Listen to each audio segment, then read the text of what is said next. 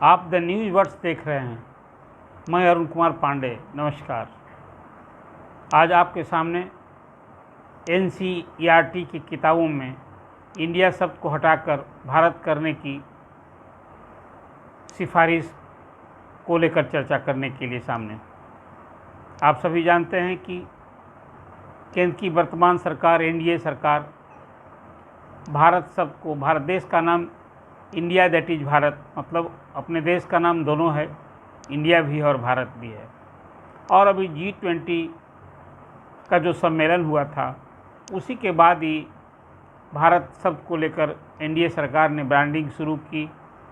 उस आयोजन को लेकर जो आमंत्रण पत्र बांटे गए थे उसमें प्रेसिडेंट ऑफ इंडिया की तरफ से नहीं, भारत के प्रेसिडेंट की ओर से इस तरह से लेटर बांटे गए थे, आमंत्रण पत्र। तभी से चर्चा शुरू हुई कि भारत सरकार क्या इंडिया शब्द हटाना चाहती है, इंडिया शब्द हटाने जा रही है। मैं मानता हूं कि इंडिया शब्द तो हटाने नहीं जा रही है, लेकिन अब भारत शब्द की ब्रांडिंग शुरू हुई है। भारत सरकार जो इंडिया गवर्नमेंट ऑफ इंडिया कहते थे, अब वो गवर्नमेंट ऑफ भारत, इस तरह से हमें लगता है कि अब सभी कामकाज जो भारत सरकार करने वाली है, करने जा रही है, उसमें भारत शब्द का इस्तेमाल होगा। इसी सिलसिले में NCERT की किताब में इंडिया शब्द को हटाकर भारत करने का फैसला हुआ है, सिफारिश हो गई है।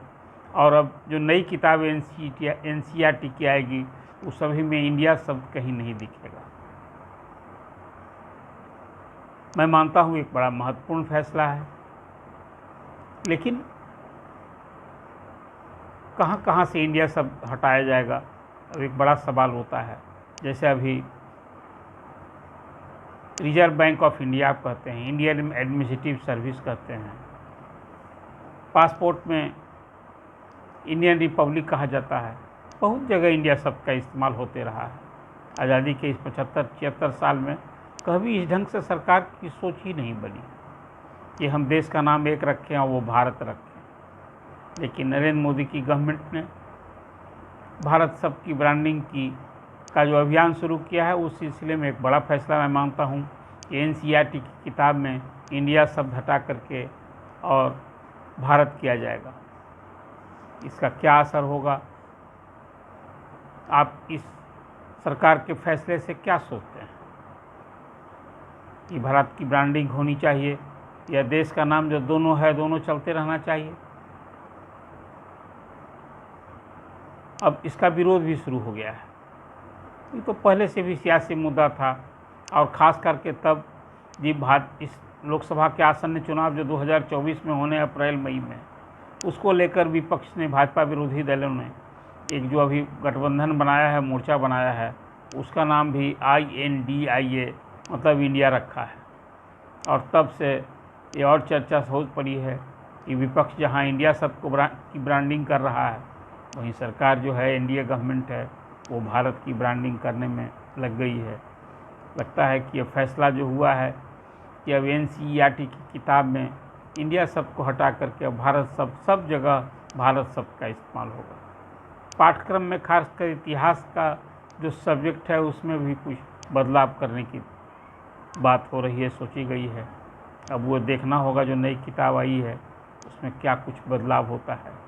इसलिए कि अभी तक जो प्राचीन भारत का इतिहास, एंशिएंट हिस्ट्री करके, एंशिएंट हिस्ट्री में जो आप पढ़ते थे, तो उसमें जब से ही खास करके इंडिया शब्द का ईस्ट इंडिया कंपनी आई, उसके बाद से ही इसका ज़्यादा इंडिया का नाम शुरू होने लगा। लेकिन भारत का नाम तो बहुत प्राचीन है, बहुत सदियों से भारत नाम की चर्चा हुई है।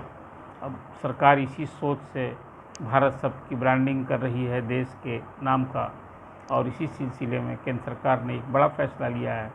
अब आने वाले दिन में जो NCERT की किताबें आएंगी उस सभी में अब स्कूली बच्चे इंडिया शब्द की जगह भारत शब्द पढ़ेंगे। तो एक बड़ा फैसला मैं मानता हूँ।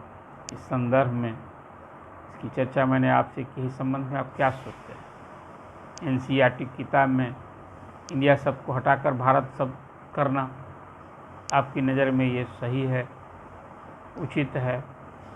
आप अपना कमेंट दीजिए। अदर न्यूज़ वर्ड्स को सब्सक्राइब